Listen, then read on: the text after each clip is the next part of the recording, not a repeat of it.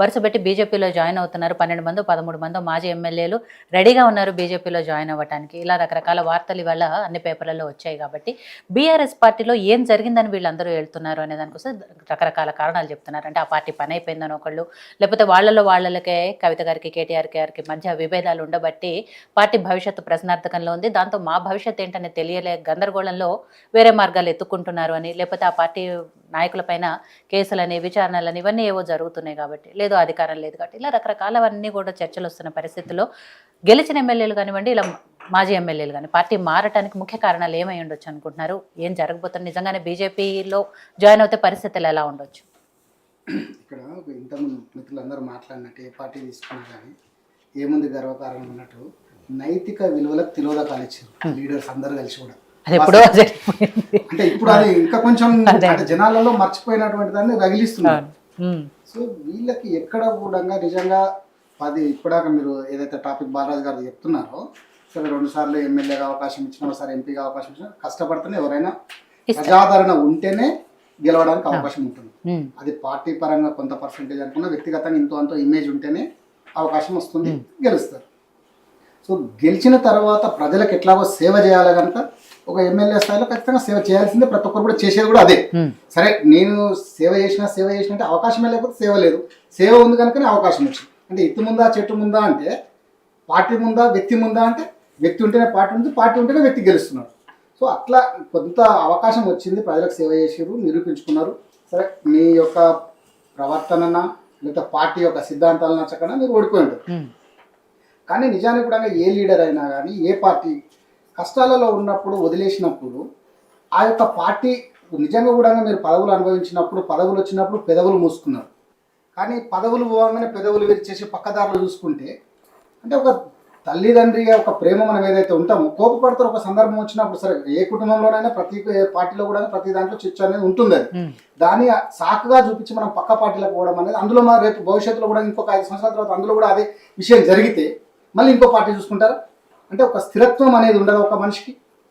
ఇప్పుడాక మీరు స్టార్టింగ్లోనే ఒక మాట అన్నారు, రాబోయే తరాలకు వీళ్ళు ఎలాంటి మెసేజ్ ఇస్తున్నారు అంటే వీళ్ళు ఆదర్శంగా దేనికి తీసుకోవాలి అంటే ఈ పార్టీ ప్రయాణించేటువంటి నాయకులు ఏ పార్టీలో కానీ, ఇప్పుడు బీజేపీ నుండి కాంగ్రెస్కి వచ్చిన వాళ్ళు ఉన్నారు, కాంగ్రెస్ నుండి టీఆర్ఎస్ అని, టీడీపీ అని, ప్రతి పార్టీ అంటే వీళ్ళే లీడర్లు మారుతున్నారు, పార్టీలు మారుతున్నారు తప్ప కండవలు మారుస్తున్నారు. కానీ వాళ్ళే ఉంటున్నారు, మళ్ళీ వేరే సెకండ్ క్యాడర్ కోరికి కూడా అవకాశం రావట్లా. సో ఇట్లా వీళ్ళతోని చూసినటువంటి నాయకత్వం కానీ రాజకీయం అంటే ఒక రొంప అన్నట్టు, అంటే ఒక కుంపటి అన్నట్టు తయారు చేసి కనపడుతుంది మనకి ఇక్కడ కూడా.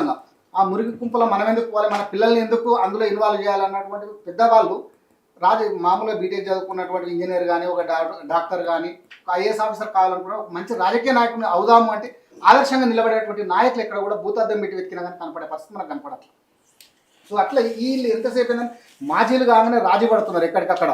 సో మనం మాజీలం అయిపోయినాం కదా, ఇంకా రాజీవే మనకు తత్వమేమో అంటే ఎక్కడ కూడా దీన్ని మనం నిజంగా కూడా ఒక పట్టించుకున్నట్లయితే భవిష్యత్ తరాలు మనకి ఎట్లా ఉంటాయి, భవిష్యత్ తరాల్లో మనకి ఏముంది ఇంకా అయిపోయింది. సో జనాలలో మర్చిపోతుంటారు. అంటే జనానికి ఎంత మామూలు ఏంటంటే అలంకారం కంటే 6వ తరం మేలు అంటారు, 5వ తరం మేలు అంటాం కదా. అంటే ఎంత అలంకారం ఎంత మేకప్ చేసుకున్నా కానీ ఒక బొట్టు అనేది లేకపోతే, 5వ తరం లేకపోతే దానికి విలువ ఉండదు.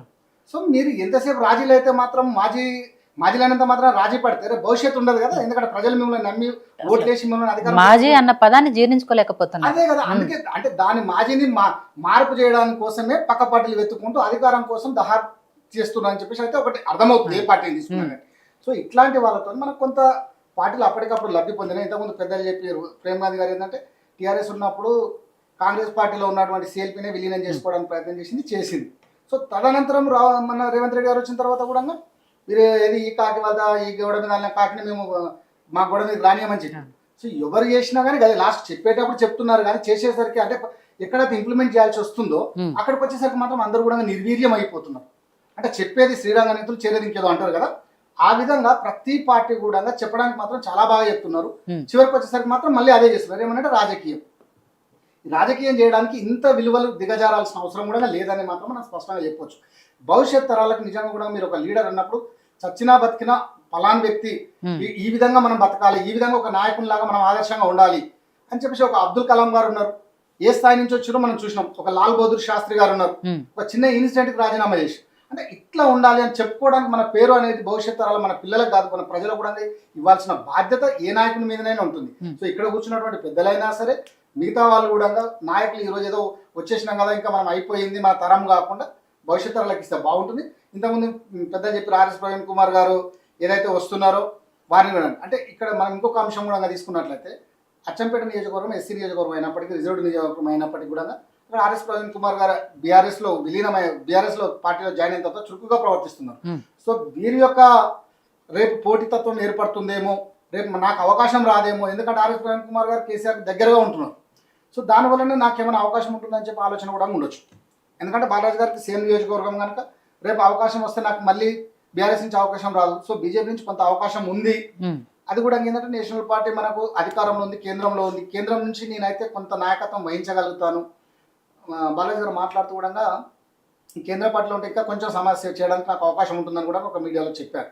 అంటే ఇట్లా వారికి ఆలోచన విధానం కానీ వారు సేవ చేయాలనుకునే సంకల్పం కానీ వారికి అంటే విస్తరించాలనుకుంటున్నారు. కానీ అది ఈ స్టేట్ లెవెల్లో కాదు అనుకుని ఇంతకుముందు మీరు అన్నారు కదా కాంగ్రెస్ లో రావచ్చు అంటే కాంగ్రెస్ అధికారంలో లేదు కదా సెంట్రల్ లో.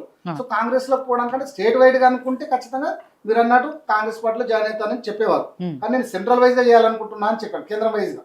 సో కేంద్రం అధికారంలో ఉంది కనుక బీజేపీలో పోవడానికి మాత్రమే అవకాశం ఎక్కువగా ఉంటుందని మనం ఇక్కడ స్పష్టంగా చెప్పొచ్చు.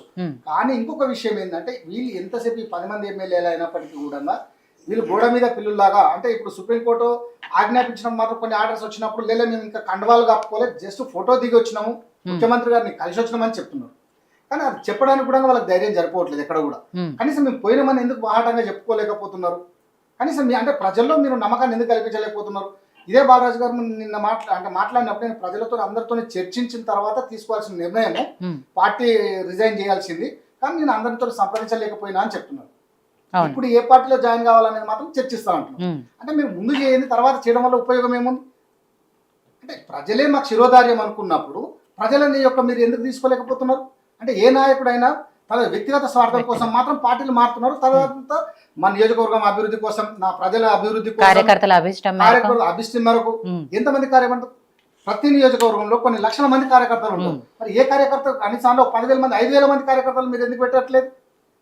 అంటే చెప్పడానికి మాత్రం మస్తు చెప్తున్నారు, కానీ చేసేటివి మాత్రం ఖచ్చితంగా వాళ్ళ స్వార్థం కోసమే చేసుకుంటున్నారు. కానీ వీళ్ళేదో ప్రజల మీద ప్రేమనో మమకారంతోనో లేకపోతే ఇంకేదో ఉద్ధరించాలా, దేశాన్ని ఉద్ధరించాలా అని చెప్పేసి బాటంగా స్పీచ్లలో ఇస్తున్నారు. కానీ వ్యక్తిగతంగా వచ్చేసరికి ఎక్కడ కూడా అది నిజ రూపం అయితే దాల్చట్లేదు.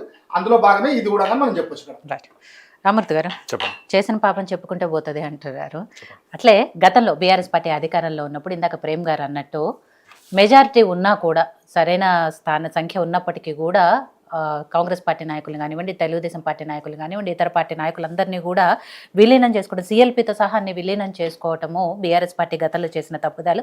కాబట్టే ఇప్పుడు ఆ పార్టీకి ఈ పరిస్థితి వచ్చింది, అనుభవిస్తున్నారు. ఇలాంటి రకరకాలు కూడా సోషల్ మీడియాలో కామెంట్లు వస్తున్నాయి. కాబట్టి